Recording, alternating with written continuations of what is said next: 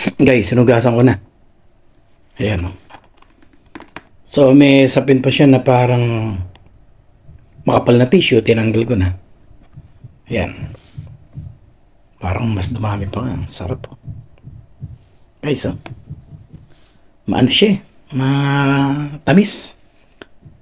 Iba yung pagkakatamis niya, malinam-nam.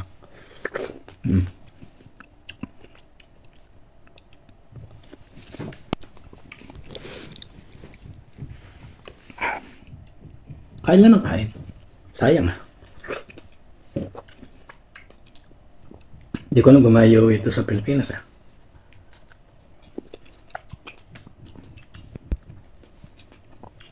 Pero malamang sa hindi pa. Kainin ko na lang dito. Saka malalamog na to. Wala naman po ang baggage eh. Isang backpack le dala ko.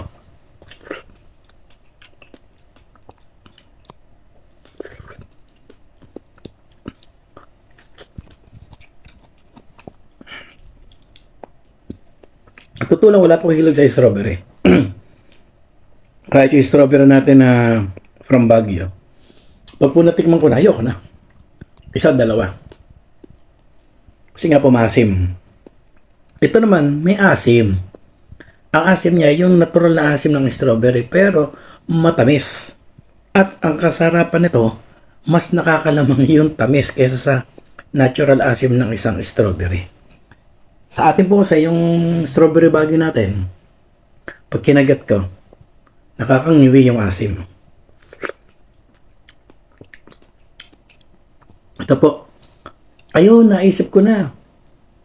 Yung texture niya pag kinagat niya dahil matamis, para siyang kiwi fruit.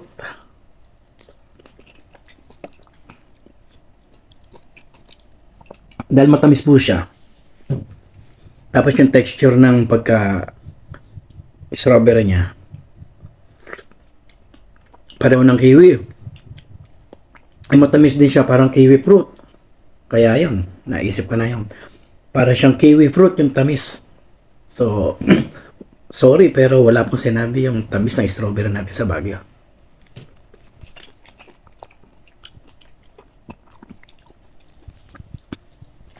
Nakarami na po ako. At mukhang makakarami pa.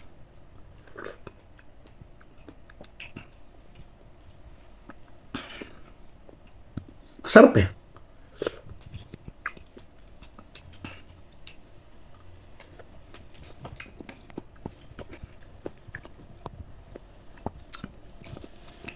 Guys, di ko nung kayo iniinggit ah.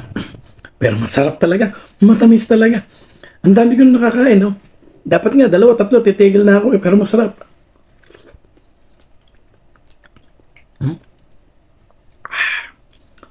Parang kiwi fruit yung tamis.